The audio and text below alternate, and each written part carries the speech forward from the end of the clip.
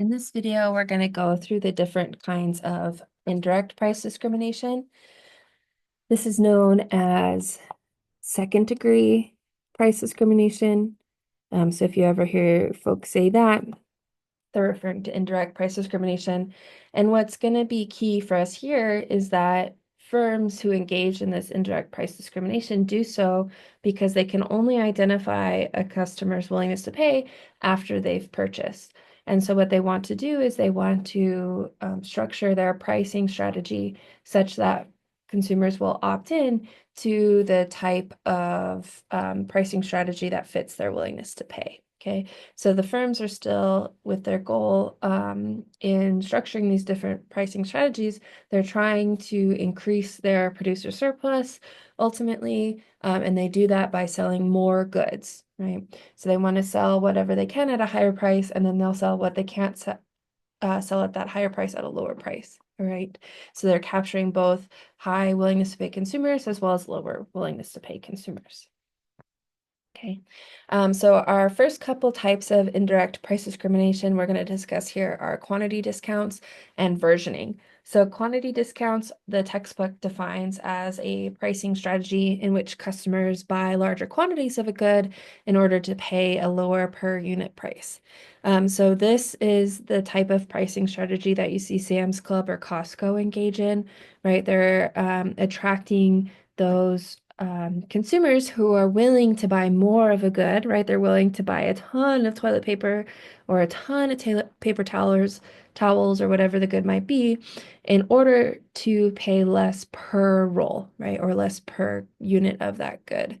But what's important for these firms is that their pricing strategy is incentive compatible. So they want to only provide those bulk discounts to consumers who are really looking for that, right? Who are really looking for that lower per unit price, even when they have to purchase a lot. All right, so they're going to have to structure their prices, and that's going to include not only the dollar amount, but how much is being offered for that dollar amount, such that consumers who are often less willing to purchase a lot, right? Maybe they have, in terms of like, in reference to Sam's Club or Costco, maybe they have less storage space, or it's just one person, right? They want to exclude those consumers. Um, our second type of price discrimination that we're talking about here is versioning. So phone companies, phone producers are really good at this. So Apple especially is really good at this, where they're going to produce several versions of the same iPhone in order to attract customers at different levels of their willingness to pay, right? So the most recent iPhone often comes out with a base model and then one that has an upgraded maybe camera or other features for a little bit more. And so technically they're the same phone, just with different, camera qualities or whatever it might be. And that way, Apple's able to capture those really high willingness to pay people who are willing to pay the extra few $100s for the better camera, as well as the folks who are willing to have the less nice camera if it means they don't have to pay as much, right?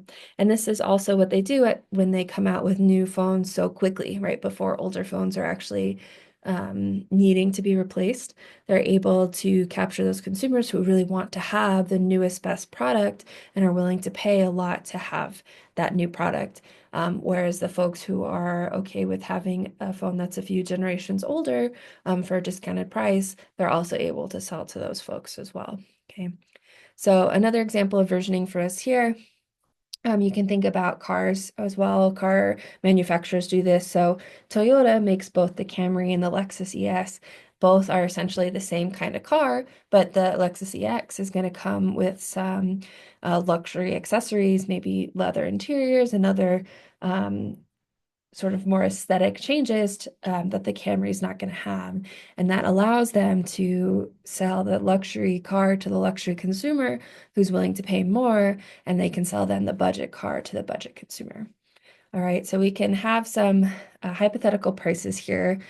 So let's say that Toyota is going to charge $28,000 for a Camry, a new Camry. but only, and then they'll charge 38,000 for an Lexus ES. The budget purchaser, the budget consumer, is willing to pay 30,000 for that Camry, but they're only charged 28,000, so they'd get 2,000 in surplus. Whereas if they bought the Lexus EX, they're only willing to pay 33,000, but they'd actually be charged 38,000, meaning that their consumer surplus would be negative, right? So they're not going to do that. So that pricing structure so far has worked because Toyota has the budget consumer purchasing the budget car.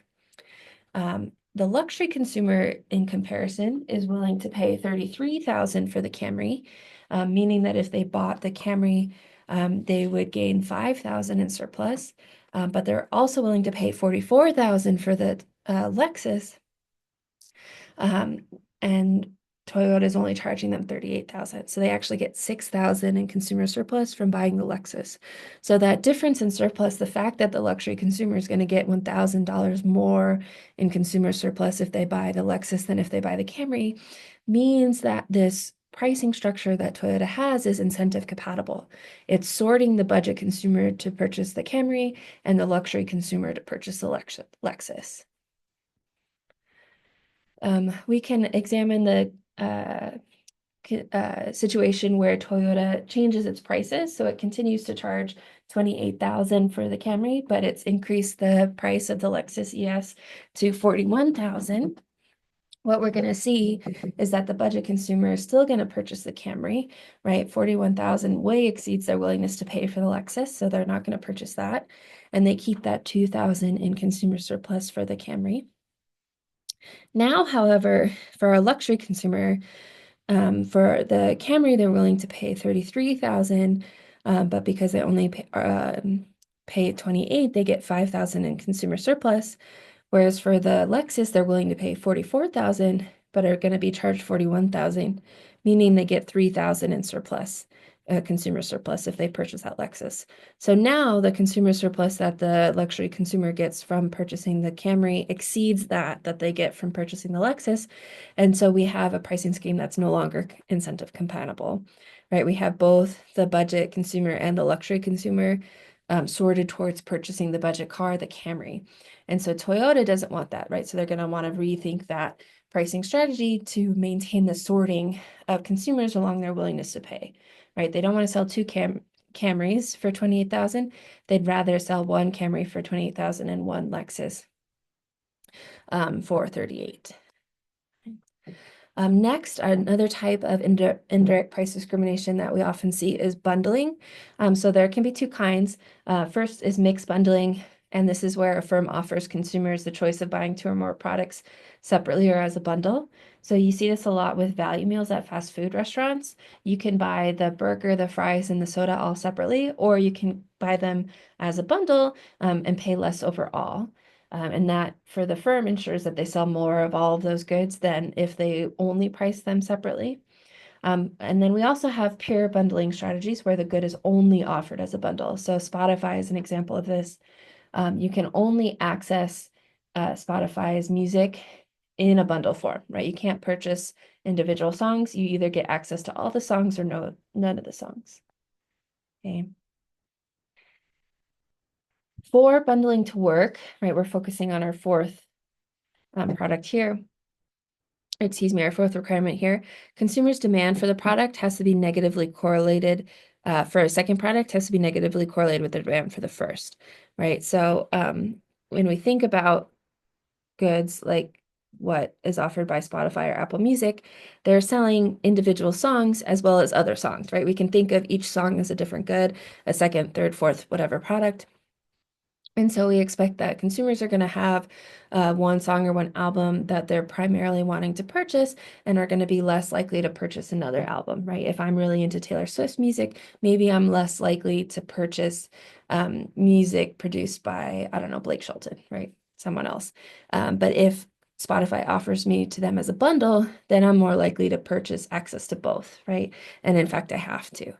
So we can see an example here. So Let's suppose that Disney offers ESPN or Disney Plus separately, but also as a bundle. And what we see is that Madison and Dakota have demands for ESPN that are negatively correlated with their demands for Disney Plus. Both really want ESPN, but they're not really interested in Disney Plus. And so if Disney doesn't bundle, they're going to charge maximum $9 for ESPN, because if they charge $10, then they're only selling to Dakota and they're missing out on Madison. Whereas if they sell it for $9, they can sell to both. And so they'll charge $9 for ESPN and $1 for Disney, because if they sell Disney at $150, then they lose Dakota's purchase.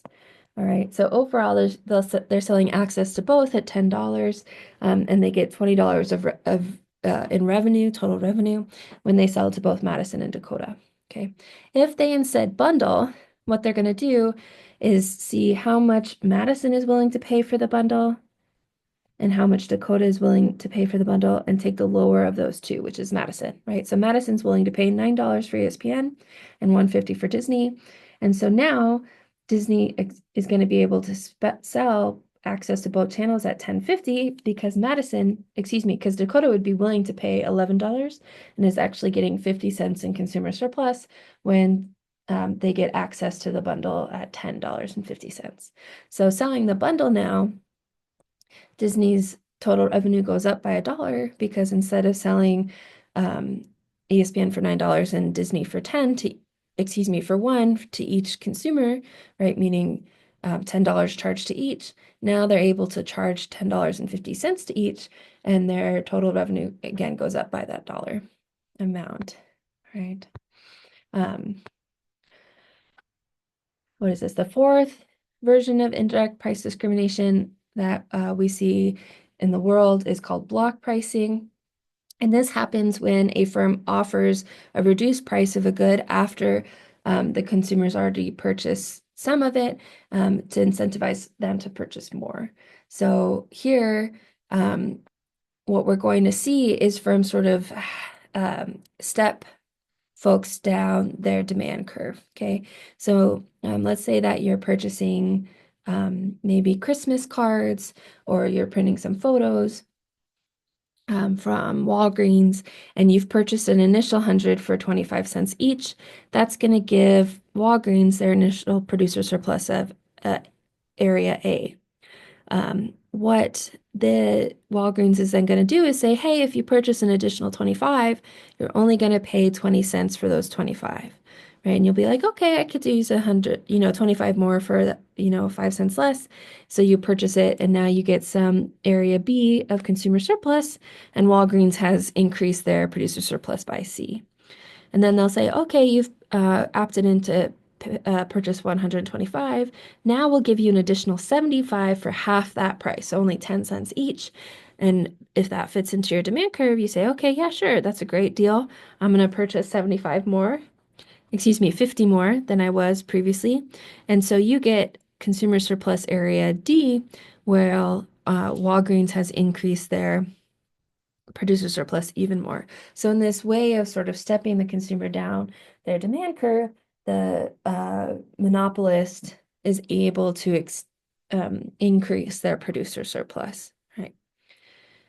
It's going to be similar in this case to providing those quantity discounts, right? As you're opting in to purchase more and more, you're getting a lower per unit price for each. And I believe this is our last example here, of indirect price discrimination. And it's what's known as a two-part tariff. You can also think of it as sort of a fixed fee, or like a membership fee is often where it comes about.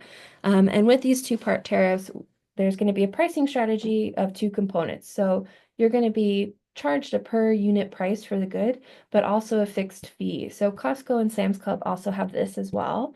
But we also see this a lot with gyms and other types of like sports memberships of that kind, like yoga studios, Pilates studios, gyms, swimming, pools, that kind of thing, where you're going to pay per class, right? Maybe you pay or per month, right? Maybe you pay $20 a month to access the gym, but you also have to pay an initial fixed fee to sign up for that membership.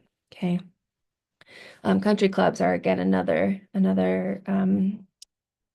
organization that uses this pricing strategy. So what we'll see is that the firm is going to price at their marginal cost, but then implement a fee that lets you purchase the service at marginal cost and thereby capture additional producer surplus, right? And so they're able to then, with the consumer, attract them with that low per unit price, but get some of that consumer surplus away from the consumer through the initial fee to access those prices. Okay. We're going to go ahead and stop here, and then the next video will go through some examples.